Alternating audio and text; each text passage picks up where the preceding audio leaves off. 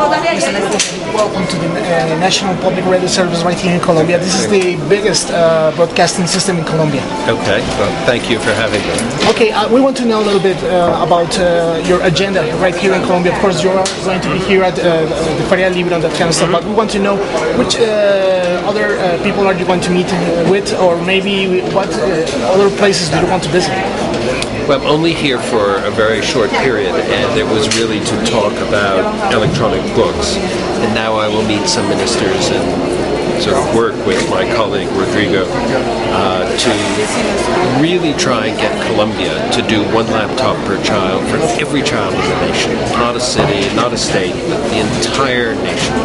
What do you think it's important for a country like Colombia having this project in here?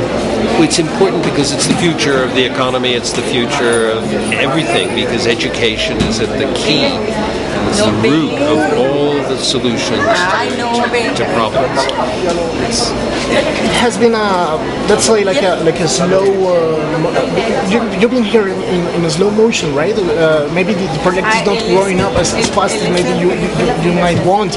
But do you hope that with this visit the project will be a little bit more faster in order to talk about the implementation of the project in here? Well, again, we're interested in the whole world, and there are 2 million laptops in 40 countries, all of them doing a lot more than Colombia. So Colombia right now is at the bottom. It's the least active, the least number of laptops, which is sort of a shame.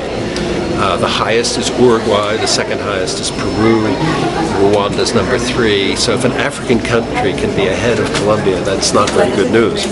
So it's Uruguay to us is the example. The president of Uruguay declared it, made it his legacy. Every single child in the country has one.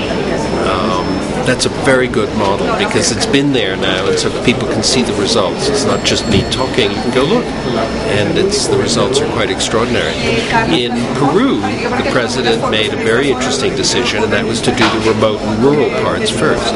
So again, one can go and just observe it. Okay, we hope that you will advance a little bit faster. Let's talk a little bit about the ebooks. There's a very important writer, maybe you know him, Humberto Eco. Yes, I know. Well, he just published a book right here in Colombia, and he says in that book, okay, the book is not going to disappear because it's one of the best advances that man have made ever. Yeah. So maybe the pages will disappear, but the book instead. No, the book will. The content, the notion of narrative and fiction and non-fiction will not disappear at all. It's in fact, they will increase. They will become, in my opinion, better and more abundant and in more local languages. And so everything will increase. The physical book will disappear. You cannot sustain the physical book, and it's also you don't want to. It's not as good as an electronic book. Maybe the ebooks and one laptop per child might be good friends, right? I'm sorry? Maybe the ebooks might be a good friend for one laptop per child. Maybe a good partnership. We are an ebook. We're very much the current laptop is a laptop that can turn into an ebook.